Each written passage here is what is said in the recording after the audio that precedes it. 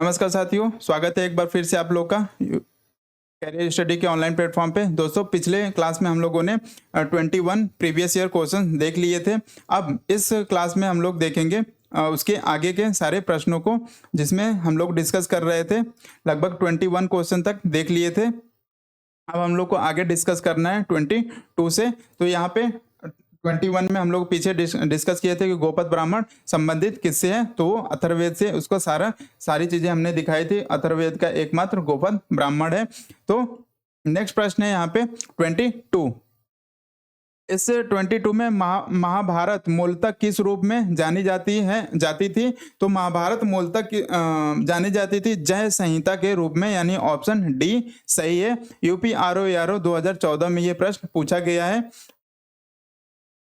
कि महाभारत मूलतः किस रूप में जानी जाती थी, तो जय संहिता, यानी ऑप्शन यहाँ पे डी हो जाएगा। महाभारत के प्रारंभिक रचना काल 8800 श्लोक थे और इसे जय संहिता के नाम से जाना जाता था। महाभारत का दूसरा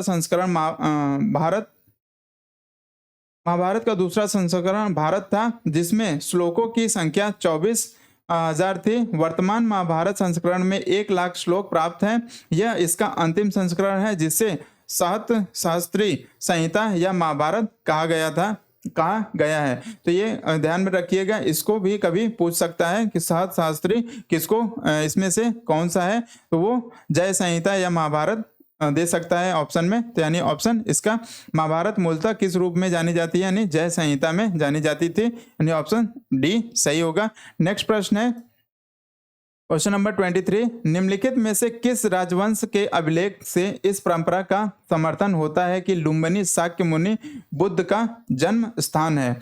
तो इसमें से जो अभिलेख हैं, किस राजवंश के अभिलेख से प्राप्त होता है, तो ये मौर्य वंश के अभिलेख से प्राप्त होता है कि जो शाक्य मुनि जो बुद्ध थे, इनकी जन्मस्थली कहाँ पे है, लुम्बिनी में है, यानी ऑप्शन ए सही हो गया। यूपी यूडीए 2006 का पेपर है ये, यानी ऑप्शन ए सही है।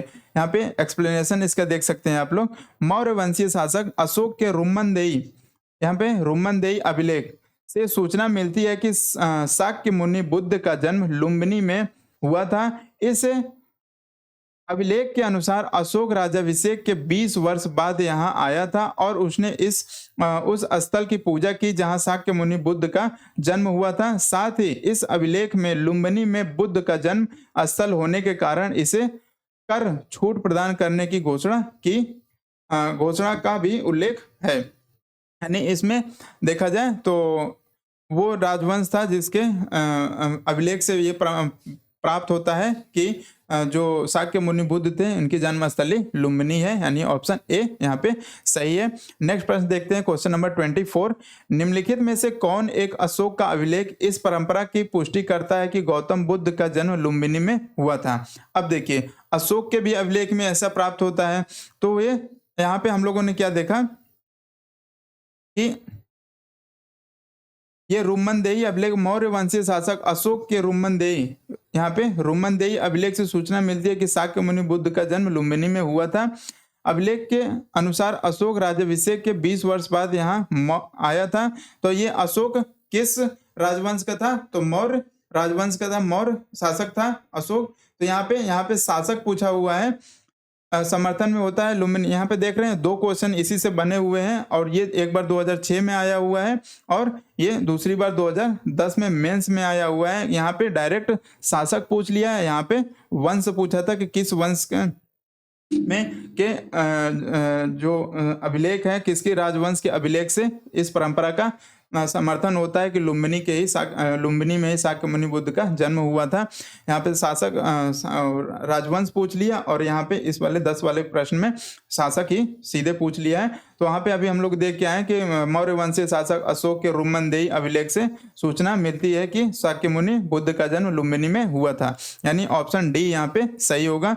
यूपी यूडीए एलडीए मेंस 2010 में पूछा गया। तो देख रहे हैं कैसे पीवाईक्यू लगाने का फायदा क्या है कि क्वेश्चंस को आप लोग एक बार ध्यान में रखेंगे तो पता चल जाएगा कि मौर्य वंशी है। अब मौर्य वंश में यहाँ पे आप लोगों को एक्सप्लेनेशन भी हमने दिखाया है, यहाँ पे इसका आंसर लिख लीजिए, डी है। तो कि अशोक के रुमनदेही अभिलेख से पता चलता है कि शाक्य मुनि बुद्ध का जन्म लुम्बिनी में हुआ। यहाँ पे भी एक्सप्लेनेशन में सेम एक्सप्लेनेशन है, यहाँ भी सेम एक्सप्लेनेशन है। नेक्स्ट प्रश्न देखते हैं अब, बौद्ध धर्म में त्रिरत्न का क्या अभिप्राय है? तो बौद्ध धर्म में त्रिरत्न यहाँ पे बुद्ध, धम्म और संघ से है। यहाँ पे सारी चीजें हमने बताई थी कि बौद्ध धर्म की क्लास लेते समय कि बौद्ध धर्म के त्रिरत्न कौन कौन से हैं, बुद्ध, धम्म और संघ, यानी ऑप्शन इसका बी सही हो जाएगा। बुद्ध, धम्म एवं संघ बौद्ध धर्म के त्रिरत्न हैं। बुद्ध की मृत्यु के बाद उनकी शिक्षाओं को संकलित कर 3 भागों में बांटा गया। इन्हीं को त्रिपिटक कहा जाता है, जो विनय पिटक, सूत पिटक और अभिधम पिटक है। आगे चल के इससे भी प्रश्न बने हुए हैं, इसको भी देखेंगे। नेक्स्ट देखते हैं क्वेश्चन नंबर 26। बुद्ध कौशाम्बी किसके राज्यकाल में आए थे? यानी जब बुद्ध कौशाम्बी आए तो उस समय शासक कौन था? तो उस समय शासक उदयन था, यानी ऑप्शन बी सही हो जाएगा। यूपी UDLDA प्री 2010 का ये प्रश्न है। महात्मा, यहाँ पे बी आंसर होगा। महात्मा बुद्ध वत्सराज उदयन यानी उदयन के काल में कौशाम्बी आए थे।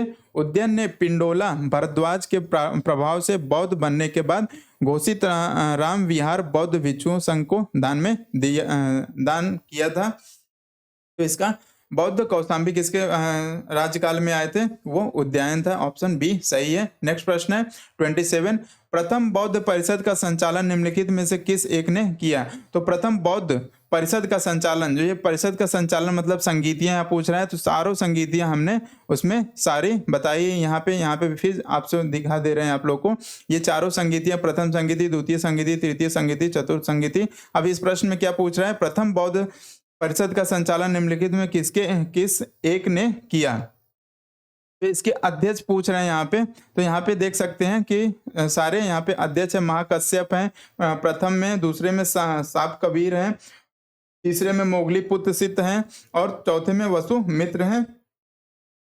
तो यहाँ पे प्रथम पूछ रहा है, तो प्रथम में कौन है? महाकश्यप, यानी ऑप्शन बी यहाँ पे सही हो जाएगा। यूपी UDLDA मेंस 2010 का प्रश्न है ये, और यहाँ पे ऑप्शन बी सही है। प्रथम बौद्ध संगीति, प्रथम बौद्ध परिषद यानी बुद्ध की मृत्यु के तत्काल बाद राजगिरी की सप्तकर्णी गुफा में हुई।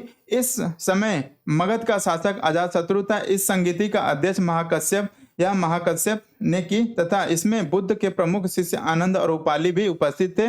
उसमें बुद्ध की शिक्षाओं का संकलन हुआ था। उन्हें सूत और विनय पिटक 2 पिटकों में विभाजित किया गया। आनंद तथा उपाली क्रमशः धर्म और विनय के प्रमाण माने गए हैं। तो ये यहाँ पे संगीति से प्रश्न था, तो ये संगीति अच्छे से आप लोग को देखना है, चारों संगीतियां देखना है, और इसके स्थान भी पूछ सकता है किसी में। आगे अभी दिखाएंगे, इससे 2-3 प्रश्न बने हुए हैं। इसमें कभी स्थान पूछा है, कभी शासक पूछ लिया है, कभी अध्यक्ष पूछ लिया है, और कभी उसमें इसकी डेट पूछ ली है।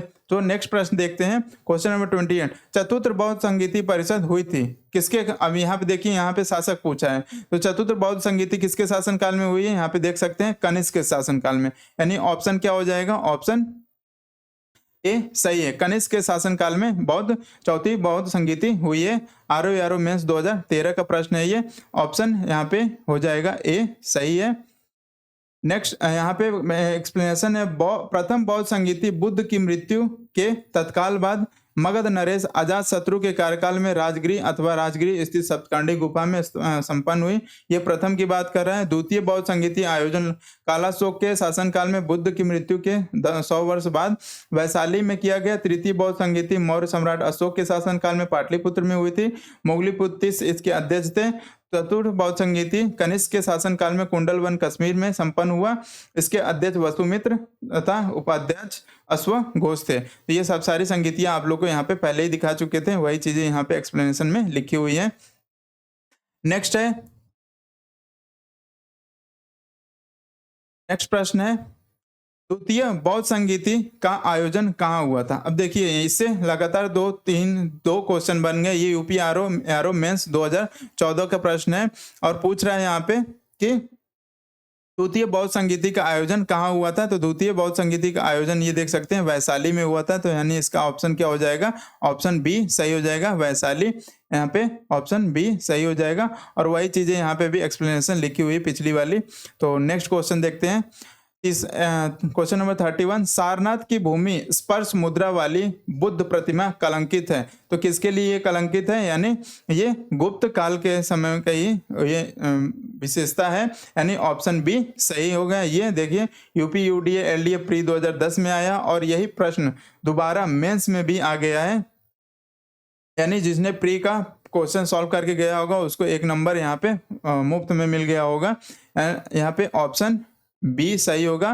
भूमि स्पर्श मुद्रा वाली सारनाथ की बुद्ध प्रतिमा गुप्त काल से संबंधित है। इसकी आध्यात्मिक अभिव्यक्ति, गंभीर मुस्कान एवं शांत ध्यानमग्न मुद्रा भारतीय कला की सर्वोच्च सफलता का प्रदर्शन करती है। यानी गुप्त काल में इस मुद्रा के प्रतिमा को बनाया गया था, इसलिए यहाँ पे प्रश्न पूछा है कि सारनाथ की भूमि स्पर्श मुद्रा वाली बुद्ध प्रतिमा कलंकित है, यानी गुप्त काल के में बना था, यानी ऑप्शन बी सही है। नेक्स्ट प्रश्न है 32, बुद्ध द्वारा रूपांतरित निम्न व्यक्तियों में से कौन सा अंतिम था? तो रूपांतरित यानी जो परिवर्तित किए गए थे, तो इसमें ऑप्शन दिया आनंद, वसुमित्र, गोसाल और सुभद्र। तो जब लास्ट में अपनी मृत्यु के समय, महापरिनिर्वाण के समय उन्होंने किसको अपना उपदेश दिया था? तो यहाँ पे क्लासेस आप लोगों ने करी होगी तो बताए थे कि बुद्ध ने अपना अंतिम उपदेश कुशीनारा के एक श्रमण सुभद्र को दिया था, यानी ऑप्शन यहाँ पे क्या हो जाएगा? सुभद्र। ऑप्शन डी सही है। किसको दिया था अपना अंतिम? बुद्ध ने अपना अंतिम उपदेश कुशीनारा के एक श्रमण सुभद्र को दिया था। ऑप्शन डी यहाँ पे सही है। आरो यारो 2016 का, ये प्री 2016 का प्रश्न है, यहाँ पे डी ऑप्शन सही हो जाएगा। सुभद्र एवं अंतिम व्यक्ति, सुभद्र वह अंतिम व्यक्ति था जिसको बुद्ध ने बौद्ध धर्म में रूपांतरित किया था। लास्ट टाइम में इसी को रूपांतरित किए थे, इसी को उपदेश दिए थे। नेक्स्ट है नागार्जुन किस बौद्ध संप्रदाय के थे? तो नागार्जुन ये थे माध्यमिक बौद्ध संप्रदाय के। यूडीए एलडीए उत्तराखंड मेंस 2006 का प्रश्न है ये, यानी ऑप्शन सी हो जाएगा। माध्यमिक या शून्यवाद मत के प्रवर्तक, ये माध्यमिक और शून्यवाद के प्रवर्तक नागार्जुन हैं, जिनकी प्रसिद्ध रचना माध्यमिक कारिका, इससे सापेक्षवाद भी कहा जाता है, जिसके अनुसार प्रत्येक वस्तु किसी न किसी कारण से उत्पन्न हुई है और वह उन पर निर्भर है। नागार्जुन ने प्रत्युत सम उत्पाद को ही शून्यता कहा है। प्रत्युत सम उत्पाद आप लोग को बताए थे कि प्रत्युत सम उत्पाद क्या हो जाता है, यानी कि एक वस्तु से किसी दूसरी वस्तु का होना। एक वस्तु अगर डिस्ट्रॉय होती है तो उससे समझ लीजिए कि दूसरी वस्तु का उत्पन्न हो गई है, इसीलिए पहली वस्तु क्या है? डिस्ट्रॉय। यानी प्रत्युत समुत्पाद का मतलब एक वस्तु से दूसरे वस्तु का होना, यानी ऑप्शन सी यहाँ पे सही हो गया। माध्यमिका नागार्जुन किस बौद्ध संप्रदाय से थे? तो माध्यमिका संप्रदाय से थे। नेक्स्ट प्रश्न है 34, निम्नलिखित कथनों पर विचार करें। एक चैत्य तथा बिहार में क्या अंतर है? और ये तथ्य दिए हुए हैं, ये यूपी यूडीएलडीए 2001 का प्रश्न है। विहार पूजा स्थल होता है जबकि चैत्य बौद्ध भिक्षुओं का निवास स्थल है। यहाँ पे चैत्य पूजा स्थल, यहाँ पे चैत्य, ये बी सही होगा। चैत्य पूजा स्थल होता है जबकि बिहार निवास स्थान। तो विहार यहाँ पे देखेंगे कि कहीं कहीं पे कॉलोनियों का नाम विहार आप लोग को देखने का। विहार का मतलब क्या होता है कि वहाँ निवास करने वाले एक कॉलोनी को बोल दिया जाता है कि ये विहार है, अलका विहार है, ये पता नहीं कौन सा विहार है, तो ऐसे नाम लेके उनका नामकरण कर दिया जाता है। तो चैत्य पूजा स्थल होता था और जबकि विहार क्या होता था? निवास स्थान होता था, यानी ऑप्शन बी यहाँ पे सही होगा। यहाँ पे इसका बी, इसके एक्सप्लेन, चैत्य का शाब्दिक अर्थ होता है चिता संबंधी सवदाह के पश्चात बचे हुए अवशेषों को भूमि में गाड़कर उनके ऊपर जो समाधियां बनाई गई उन्हीं को प्रारंभ में चैत्य या स्तूप कहा गया। तो चैत्य और स्तूप एक ही चीज है, जो बॉडी का अवशेष होता है उसी को उसमें मिट्टी में गाड़कर उसके ऊपर स्तूप बना दिया गया। जहाँ पे आप लोग को बौद्ध धर्म पढ़ाए थे तो उसमें से 8 जगहों पे महात्मा बुद्ध के स्तूप भेजे गए थे, अवशेष भेजे गए थे और इन्हीं अवशेषों के ऊपर 8 स्तूप बनाए गए हैं। इन समाधियों में महापुरुषों के धातु अवशेष सुरक्षित थे, अतः चैत्य उपासना के केंद्र बन गए। कालांतर में बौद्धों ने इन्हें अपनी उपासना का केंद्र बना लिया। चैत्य गृहों के समीप ही भिक्षुओं के रहने के लिए आवास बनाए गए जिन्हें विहार कहा गया, यानी ऑप्शन बी सही होगा। नेक्स्ट प्रश्न है 35, सप्तपर्णी गुफा स्थित है। सप्तपर्णी गुफा कहाँ पे है? तो सप्तपर्णी गुफा राजगीर में है, नहीं ऑप्शन सी सही है। यूपी आरओ प्री 2014 राजगीर यहाँ पे राजगिरी बिहार के नालंदा जिले में स्थित एक शहर है। राजगिरी की वैभरा पहाड़ियों पर सप्तगर्णी गुफा स्थित है। नेक्स्ट प्रश्न देखते हैं, क्वेश्चन नंबर 36। हीनयान अवस्था का विशालतम एवं सर्वाधिक विकसित शैलकृत चैत्य गृह स्थित है कहाँ पे? तो यह कार्ले में, यानी ऑप्शन सी सही होगा। हीनयान अवस्था की विशालतम एवं सर्वाधिक विकसित शैलकृत चैत्यगृह कार्ले में स्थित है। यह महाराष्ट्र राज्य में स्थित है। यूपी आरओ प्री 2014 का ये प्रश्न है। Question number 37। वल्लभी विश्वविद्यालय स्थित है, तो वल्लभी विश्वविद्यालय कहाँ पे स्थित है? ये गुजरात में स्थित है। ऑप्शन डी सही है। यूपी आरओ प्री 2014 का प्रश्न है। वल्लभी गुजरात के काठियावाड़ क्षेत्र में आधुनिक वल्ल नामक स्थान पर स्थित पश्चिम भारत में शिक्षा एवं संस्कृति का प्रमुख केंद्र था उस समय। प्रश्न नंबर 38 मैचिंग का प्रश्न है। एक तरफ आचार्य दिया हुआ है, दूसरी तरफ उसके सिद्धांत दिए हुए हैं, यानी ये बौद्ध धर्म से संबंधित है। लकुशील किसने दिया था? तो लकुशील पशुपत ने दिया। आचार्य ने लकुशील आचार्य थे, उन्होंने सिद्धांत दिया था पशुपत का। नागार्जुन ने क्या दिया था? शून्यवाद का। और भद्रबाहु जो आचार्य थे उसमें उन्होंने क्या दिया था? वो दिए थे जैन सिद्धांत। और गोसाल जो थे आजीवक संप्रदाय के थे, तो ये यहाँ पे इन्होंने सिद्धांत दिया था। तो यानी ऑप्शन देखा जाए तो बी सही हो जाएगा। आरओ 2017 का प्रश्न है। देख रहे हैं कैसे कैसे पेपर डिफिकल्ट होता जा रहा है, यानी ऑप्शन बी यहाँ पे सही होगा। सही सुमेल इस प्रकार है: आचार्य सिद्धांत, लकुलीस पशुपत, नागार्जुन शून्यवाद, भाद्रबाहु जैन और गोसाल आजीवक, यानी ऑप्शन बी यहाँ पे सही है। नेक्स्ट प्रश्न है 39। निम्नलिखित तीर्थंकरों पर विचार कीजिए तथा उनके सही कालानुक्रम व्यवस्थित कीजिए। तो यहाँ पे तीर्थंकर दिए हुए हैं, और कौन सा तीर्थंकर सबसे पहले, उसके बाद, उनके बाद, और ये सब सारे इनकी क्रोनोलॉजी लगानी है। तो यहाँ पे देखा जाए तो अभिनंदन सबसे पहला तीर्थंकर है जैन धर्म के। उस विमलनाथ हैं ये तीसरे ये इस क्वेश्चन के अनुसार ये दूसरे नंबर पे आ जाएंगे। पदम प्रभु यहाँ पे आप लोग देख सकते हैं यहाँ पे।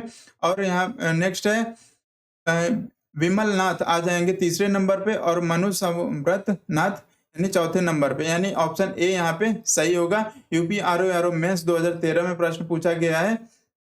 Option A. जैन धर्म के कुल 24 तीर्थंकर माने जाते हैं जिन्हें समय समय पर जैन धर्म का प्रचार प्रसार किया। ये है पहला ऋषभ देव है। इस प्रश्न के अनुसार अभिनंदन थे, और सबसे पहला ऋषभ देव है। उसके बाद अजित नाथ है, संभव नाथ है, अभिनंदन है, सुमतिनाथ है, पदम प्रभ है, सुपाश्रवनाथ है, चंद्रप्रभ है, पुष्पंद है, शीतलनाथ है, श्रेयांशनाथ है, वासु पूज्य है, विमलनाथ है, अनंतनाथ है, धर्मनाथ है, शांतिनाथ है, कुंथुनाथ है, अमरनाथ है, मल्लीनाथ है, मुनि संव्रत है, नमीनाथ है, नेमीनाथ और अरष्टेमी है, पासारोनाथ है, और महावीर स्वामी है, जो 24वें तीर्थंकर है जिनके कहा जाता है वास्तविक संस्थापक जैन धर्म का, यानी इसका ऑप्शन ए सही होगा। नेक्स्ट है सूची 1 को सूची 2 से सुमेलित कीजिए। यहाँ पे स्थल दिया हुआ है और संबंधित तीर्थंकर, स्थल से और संबंधित तीर्थंकर। श्रावस्ती किससे संबंधित है? तो श्रावस्ती संबंधित है संभव नाथ से, यानी ऑप्शन यहाँ पे 4 हो जाएगा। काकदी किससे संबंधित है? सुविधिनाथ से। अयोध्या किससे संबंधित है? अयोध्या संबंधित है ऋषभनाथ से। और पवोसा संबंधित है पदम प्रभु से, यानी ऑप्शन देखें तो ऑप्शन सी यहाँ पे सही हो जाएगा। यूपी आरओ मेंस 2021 का प्रश्न है ये इसका सही मैचिंग यहाँ पे दिया हुआ है, आप लोग देख सकते हैं। श्रावस्ती, संभवनाथ, काकदी, सुविधिनाथ और अयोध्या ऋषभनाथ, पवोसा, पदम प्रभु।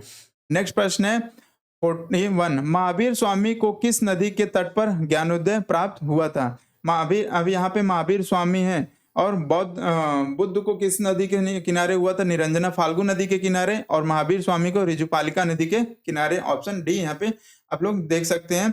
ज्ञान प्राप्ति केवल 12 वर्ष की तपस्या के पश्चात 42 वर्ष की आयु में जाम्बिक ग्राम की ऋजुपालिका नदी के तट पर साल वृक्ष के नीचे उनको कैवल की प्राप्ति यानी ज्ञान की प्राप्ति हुई थी। तो यानी ऑप्शन डी यहाँ पे मेंस 2017 में यूपी आरओ में पूछा गया है, यानी ऑप्शन डी यहाँ पे सही है। जैन धर्म में पूर्ण ज्ञान के लिए कैवल्य शब्द का प्रयोग किया गया है। महावीर स्वामी 12 वर्ष की कठोर तपस्या तथा साधना के पश्चात जाम्बिक ग्राम के समीप ऋजुपालिका नदी के तट पर एक साल वृक्ष के नीचे कैवल्य यानी पूर्ण ज्ञान प्राप्त हुआ था, फलतः वे कैवलिन कहलाए, यानी ऑप्शन डी सही है। नेक्स्ट प्रश्न है 42, उत्तर प्रदेश में बौद्ध एवं जैनियों की प्रसिद्ध तीर्थ स्थली है। तो उत्तर प्रदेश में बौद्ध एवं जैनियों की दोनं प्रसिद्ध तीर्थ स्थली कौन सी है? तो वह कौशाम्बी, यानी ऑप्शन बी सही है। यहाँ पे दोनों लोगों की तीर्थ स्थली है। यूपी यूडीए एलडीए मेंस 2010 में प्रश्न पूछा गया है, इसका ऑप्शन बी होगा। कौशाम्बी नगर जैन तथा बौद्ध दोनों की प्रसिद्ध तीर्थ स्थली है। महात्मा बुद्ध ने इस नगर में जाकर कई बार धर्मोपदेश दिया तथा लोगों को अपना शिष्य बनाया। यहाँ अनेक विहार थे। सर्व प्रमुख घोषिताराम विहार था, जिसका निर्माण श्रेष्ठी घोषित ने करवाया था। कौशाम्बी श्रेष्ठी यहाँ पे जानते हैं, श्रेष्ठी व्यापारी होते थे, इनके पास बहुत धन होता था। और कौशाम्बी में जैनों का प्रमुख तीर्थ स्थल प्रभासी गिरी है, जो 6वें तीर्थंकर पद्म प्रभ से संबंधित है, यानी ऑप्शन यहाँ पे कुल मिला के ऑप्शन बी सही होगा, कौशाम्बी, जो कि बौद्ध और जैनियों दोनों का यहाँ पे प्रसिद्ध तीर्थ स्थल है। नेक्स्ट है नयनार। नयनार कौन थे? तो नयनार ये शाक्त थे, यानी ऑप्शन बी सही है। ये वैष्णव शैव धर्म से प्रश्न पूछा हुआ है। यहाँ पे यूपी आरओ प्री 2014 का प्रश्न है, यानी बी ऑप्शन सही है। पूर्व मध्य काल में भक्ति भावना का प्रचार प्रसार मुख्यतः दक्षिण भारत में विशेषकर तमिल भाषी क्षेत्रों में हुआ। तमिल भाषी क्षेत्र में भक्ति भावना को लोकप्रिय बनाने में दो संप्रदायों की प्रमुख भूमिका रही। भगवान विष्णु की उपासना करने वाले विष्णु भक्त और अल्लावर संत कहलाए, और शिव की उपासना करने वाले शिव भक्त नयनार संत कहलाए। इन्होंने ईश्वर के प्रति व्यक्तिगत प्रेम और समर्पण से मोक्ष प्राप्ति की मार्ग बताया और जाति प्रथा एवं इसकी कठोरता का विरोध किया, यानी ऑप्शन यहाँ पे नयनार कौन थे? नयनार शाक्त थे, ऑप्शन बी सही होगा। क्वेश्चन नंबर 44, यहाँ पे क्वेश्चन नंबर हम लोगों ने क्या देखा 43, क्वेश्चन नंबर 44, भागवत संप्रदाय में भक्ति के रूपों की संख्या है। तो जो भागवत संप्रदाय था उसमें भक्ति के रूपों की संख्या कितनी है? तो वो भक्ति के रूपों की संख्या 9 है। यहाँ पे ऑप्शन सी सही हो जाएगा। भागवत संप्रदाय में मोक्ष प्राप्ति के लिए नवधा भक्ति यानी भक्ति के 9 रूपों की मान्यता दी गई है, ऑप्शन 9 सही है। यूपी यूडीए एलडीए 2010 में प्रश्न पूछा गया है। नेक्स्ट प्रश्न है पुरी में रथ यात्रा किसके सम्मान में निकाली जाती है? तो जो पुरी में रथ यात्रा निकलती है वो किसके सम्मान में निकाली जाती है? तो सबको पता है, यानी ऑप्शन सी यहाँ पे भगवान जगन्नाथ के लिए उसमें उनके सम्मान में इस रथ यात्रा को निकाला जाता है, यानी यूपी यूडीए एलडीए 2007 में ये प्रश्न पूछा हुआ है। इसका ऑप्शन आंसर हो जाएगा ए। प्रतिवर्ष आषाढ़ मास के शुक्ल पक्ष की द्वितीय में उड़ीसा के पुरी में भगवान जगन्नाथ यानी कृष्ण के सम्मान में रथ यात्रा निकाली जाती है। एक को भी ध्यान रखिएगा, जगन्नाथ किसको कहा जाता है? कृष्ण को। तो ये कभी आगे भी पूछ सकता है, यानी ऑप्शन यहाँ पे देखें तो सी सही है। इस प्रकार से हम लोगों ने आज 45 प्रश्न देखे, जो कि आरओ यूडीए एलडीए जो अपर डिविजनल असिस्टेंट होता था, लोअर डिविजनल असिस्टेंट होता था, इस नाम से आरओ का ही ये वैकेंसी होती थी। अब इसको चेंज करके आरओ कर दिया गया है। तो इसमें हम लोगों ने आज 2 क्लासेस में इन प्रीवियस ईयर प्रश्नों को सॉल्व कर लिया। नेक्स्ट की क्लास में हो सके तो यूपीपीएससी जो पीसीएस में जितने भी प्रश्न आए हुए हैं इस 5 टॉपिकों से, उसको हम वहाँ पे डिस्कस करेंगे। ये जो 5 टॉपिक है, पाषाण काल, वैदिक सभ्यता, सिंधु सभ्यता, बौद्ध धर्म, जैन धर्म से हम लोग वहाँ पे डिस्कस करके अब आगे हिस्ट्री के पोर्शन में हम लोग चलेंगे। 16 महाजनपदों के उदय में उसको देखेंगे, और 16 महाजनपदों से लेके हम लोग चलेंगे मौर्योत्तर काल, गुप्त काल, गुप्तोत्तर काल तक चलेंगे, संगम काल तक, और उसके फिर POIQs को लगाएंगे और समझेंगे उसके पैटर्न को। अब इस क्वेश्चन को, सारे क्वेश्चन को आप लोग देख के आइडिया लग गया होगा कि हम लोग को कहाँ से किस टॉपिक को पढ़ना है और कहाँ से क्वेश्चंस बन रहे हैं। तो इस प्रकार से PYQs देखने के यही फायदे होते हैं कि एग्जाम का एक तो ट्रेंड पता चलता है कि कैसे कहाँ से प्रश्न आ रहे हैं। तो देखिए यहाँ से प्रश्न ज्यादा नहीं बन रहे हैं, देखिए बन रहे हैं, तो ज़्यादा यहाँ पे फोकस उतना नहीं करना होगा। बस एक बार आप लोग गो थ्रू हो जाना है। आप लोग वीडियो भी देख सकते हैं और अपने नोट्स बना के नोट्स को पढ़ते रहिए, रिवीजन करते रहिए। रिवीजन करना हो तो वीडियो देख लिया करिए। बाकी चलिए, तब तक अभी के लिए धन्यवाद। मिलते हैं नेक्स्ट क्लास में। धन्यवाद।